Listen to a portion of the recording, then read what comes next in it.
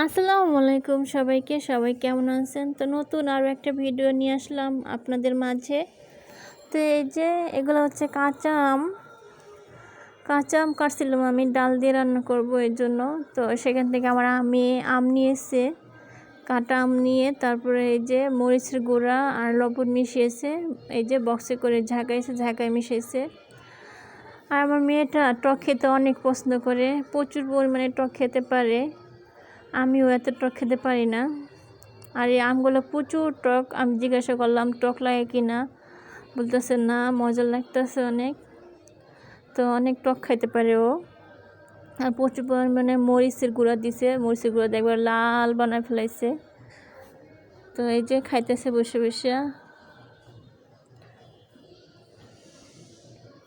তো যারা যারা ভিডিওগুলো দেখতেছেন অবশ্যই একটা লাইক দিয়ে শুরু করবেন।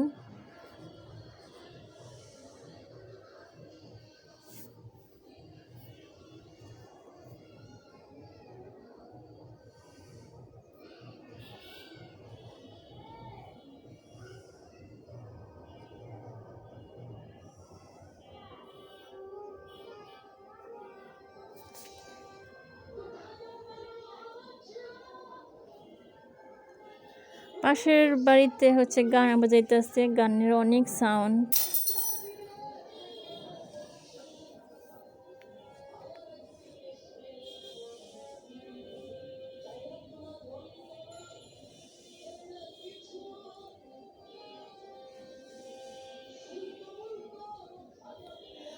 তারপরে এই যে আমি রান্না করতে চলে আসলাম। কাটাকাটি করা শেষ আমার। এই যে গুঁড়ো মাছ দিয়ে আলু দিয়ে চচ্চড়ি করব, আর পটল ভাজবো, আম দিয়ে ডাল রান্না করব। তো এই যে ডাল বলক এসেছে, আর আমি এখন ডালে আম দিয়ে দিলাম।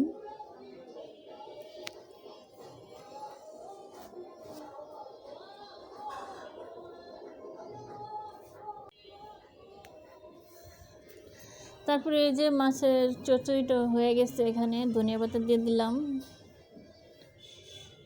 এগুলো বিলাতি ধনিয়া পাতা। একটু ঢেকে দিব, ধনিয়া পাতাটা সিদ্ধ হতে একটু সময় লাগে, ধনিয়া পাতাটা সিদ্ধ হতে। তারপরে এই যে পটল ভাজা।